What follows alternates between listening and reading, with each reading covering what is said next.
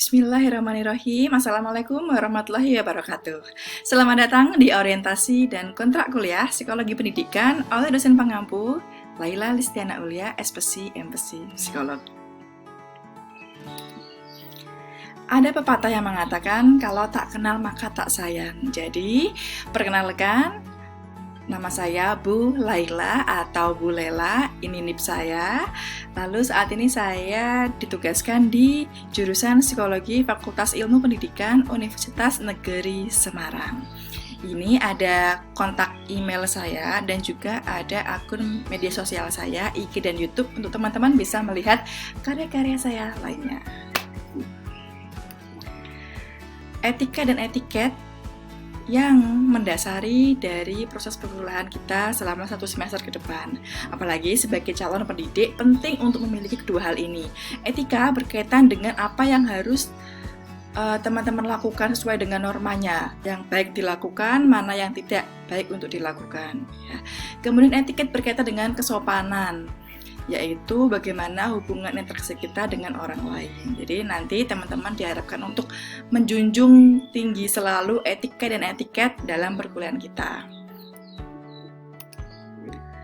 Nah, ini dasar-dasar etiket, yaitu berkaitan juga nanti dengan kesopanan. Teman-teman diupayakan untuk selalu sopan kepada sesama teman maupun kepada dosen, menghormati diri sendiri ya, misalnya dengan berpakaian yang rapi ketika kuliah. Itu juga salah satu hal untuk menghormati diri dan orang lain ya. Kemudian memberikan perhatian penuh kepada siapapun yang presentasi, yang memberikan pengarahan, silakan teman-teman fokus untuk mendengarkannya. Suka menolong dan tenggang rasa ini berkaitan dengan nanti ketika teman-teman mempunyai grup, kelompok yang mengerjakan tugas, silahkan saling membantu antar anggota kelompoknya. Jadi kalau ada kesulitan bisa saling meng-backup sehingga hasilnya akan optimal juga. Ini sikap ramah ya, ketika berhubungan dengan teman lain dan dosen, upayakan tetap senyum ya, memberikan aura positif sehingga nanti energinya bisa tersebar dengan baik dan bisa semangat kuliahnya ya. Kemudian ada menguasai diri. Kalau ada permasalahan di luar kuliah, tolong dikontrol sehingga tidak masuk mempengaruhi kita ketika kuliah. Nah, ini materi perkuliahan kita, menu yang akan disajikan selama 1 semester ke depan. Di 8 pertemuan pertama itu nanti berkaitan dengan teman-teman akan belajar agen pembelajaran. Ya. Kemudian akan belajar tentang hakikat perkembangan, baik segi kognitif, bahasa, psikososial, dan moral, serta motivasi belajar dan hakikat belajar dan pembelajaran. Kemudian nanti setelah UTS, teman-teman akan belajar beberapa pandangan dari segi psikologis, ya, pandangan perilaku, yaitu tentang teori belajar behavioristik, keperilakuan, kognitif, pikiran, humanistik yang memanusiakan manusia, serta nanti akan belajar tentang konstruktivisme dan kontekstual, serta di akhir asesmen hasil belajar. Setelah itu nanti akan review dan persiapan UAS untuk menuju UASnya. Jadi kira-kira ada 11 materi yang akan kita pelajari di semester ini.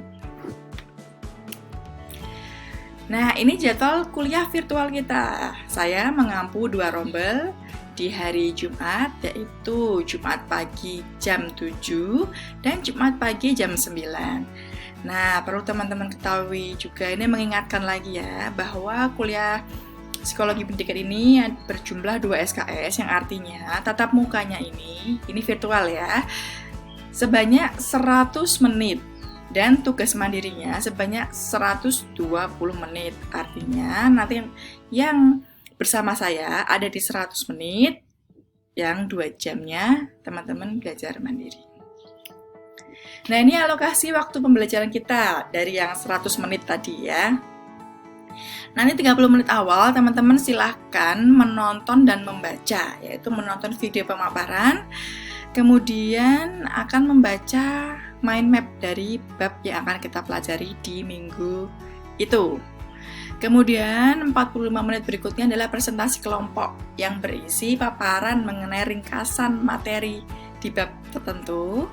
Kemudian ada studi kasus untuk menguatkan, ya, mengasah pemahaman.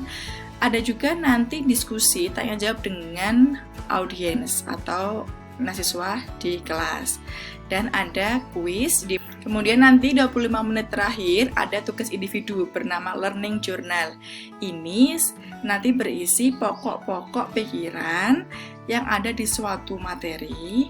Kemudian teman-teman juga mencari sebuah, boleh profil, boleh studi kasus, kejadian yang nanti akan dibahas, ya, dalam disesuaikan dengan teori yang dipelajari. Kemudian ada penerapan. Nanti kalau sebagai calon pendidik, ya, teman-teman akan menerapkan teori itu, konsep itu ke dalam perilaku seperti apa. Nah, nanti akan saya lampirkan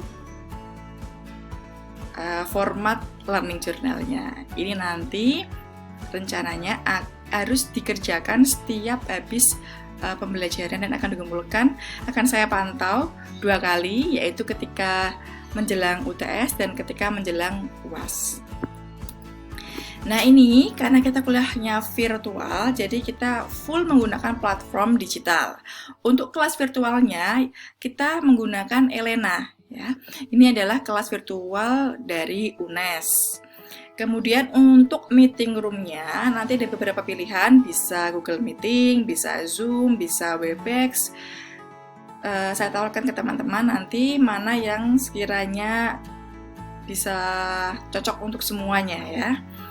Menggunakan YouTube, ya, untuk mencari studi kasus maupun nanti untuk pemaparan materi, videonya akan saya share di channel YouTube saya. Dan kuisnya bisa menggunakan Quizizz, Kahoot atau sebagainya, mau TTS, mau mind map, monggo, silakan teman-teman berkreasi. Kemudian ini aturan di dalam kelas virtual. Masuk ke dalam kelas, maksimal keterlambatannya adalah 15 menit. Nanti kelas akan dibuka 5 menit sebelum jadwal, ya. Untuk nama akun, nanti ketika masuk silakan mengganti dengan nomor presensi dan nama lengkap. Nah, lalu kameranya silakan di-on-kan dan mic-nya di-off-kan. Kecuali teman-teman ingin berbicara, silakan mic-nya di-on-kan atau tulis di kolom chat ketika pertemuan virtual. Kemudian jika teman-teman nanti ingin ke kamar mandi atau ingin mengangkat telepon penting atau ternyata ada tamu yang harus ditemui segera, silahkan teman-teman bisa izin menuliskan di kolom chat begitu, dan lalu kameranya dimatikan. Kemudian jika nanti di dalam perjalanan ada kendala sinyal yang tidak stabil, silahkan sampaikan di kolom chat atau WA group agar tetap terpantau sambil mengupayakan untuk mencari sinyal yang lebih stabil. Nah, ini dress code-nya, ya. Ketika perkuliahan virtual bukan berarti teman-teman tidak sesiap ketika berangkat ke kampus. Ya, jadi upayakan untuk memakai busana yang sopan, rapi, non kaos. Boleh kalau mau sedikit make up yang sederhana agar tidak terlihat pucat dan terlihat lebih fresh, boleh. Dan jangan lupa, ya, upayakan untuk mandi pagi dulu biar fresh, seger, mandi, ya. Kemudian untuk kehadiran ini jumlah minimalnya adalah 75% dari total pertemuan untuk saya bisa menginput nilai UAS. Kalau nggak sampai 75 artinya saya tidak bisa, secara sistem saya tidak bisa menginput nilai UAS dan otomatis nilainya akan di bawah B. Nah, syarat yang hadir adalah masuk dalam meeting online. Nanti presensinya menggunakan Google Form.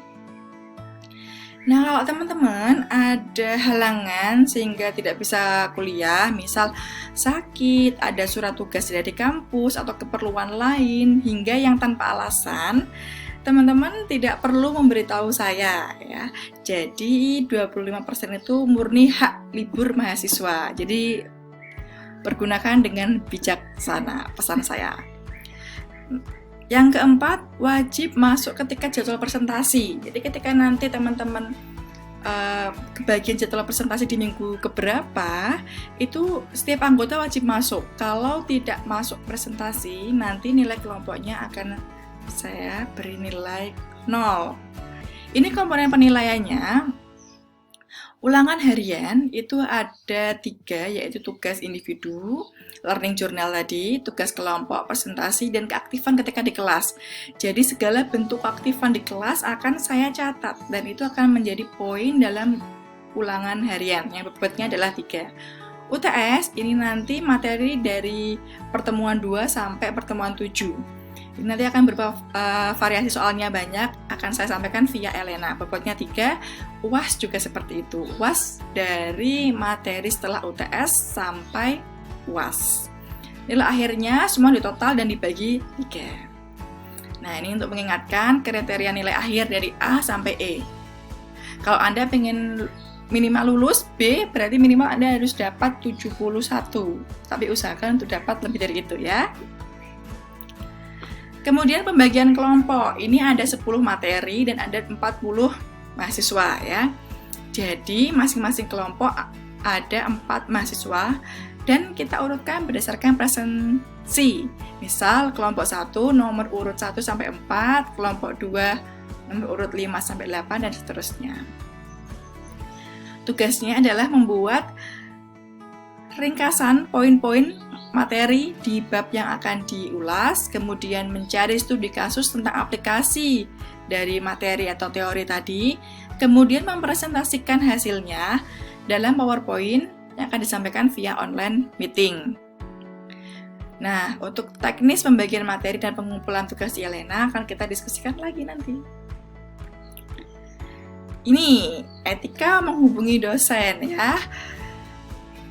Hanya Komting yang diperkenankan menjapri WA dosen untuk keperluan koordinasi. Jadi hanya satu pintu komunikasi dari Komting. Jadi kalau ada teman-teman, ada yang mau ditanyakan terkait teknis maupun materi konten, silakan teman-teman sampaikan ke Komting. Nanti akan Komting sampaikan ke saya. Atau teman-teman bisa menanyakan langsung ketika pertemuan virtual, baik di chat maupun sesi diskusi, maupun lewat email saya, silahkan ya. Nah, jika berhalangan hadir kuliah, seperti yang saya sampaikan tadi, tidak perlu menghubungi dosen. Bu, saya minta izin tidak bisa kuliah karena sakit, karena ada tugas kampus, karena ada keperluan keluarga, silahkan, itu hak Anda, tidak perlu menghubungi saya. Saya beri kebebasan Anda untuk menjalankan haknya. Kemudian waktu berkomunikasi dengan dosen di jam dan hari kerja ini bertujuan untuk kita saling menghormati hak beristirahat masing-masing gitu ya. Akhir semester, mahasiswa tidak diperkenankan mengklarifikasi nilai tanpa dasar yang kuat karena nanti setiap penilaian akan saya paparkan secara gamblang. Karena saya akan mengupayakan semua nilai ini bersifat transparan dan akuntabel. Oke, selanjutnya nanti silakan teman-teman pilih Komting sebagai pemimpin di rombel teman-teman. Nah, ini buku referensinya, referensi utamanya dari Rifai dan Ani. Nah, ini di akhirnya menjadi guru bukanlah sekedar pekerjaan, melainkan pelukis masa depan. Terima kasih. Selamat mengikuti perkuliahan Psikologi Pendidikan 1 semester ke depan.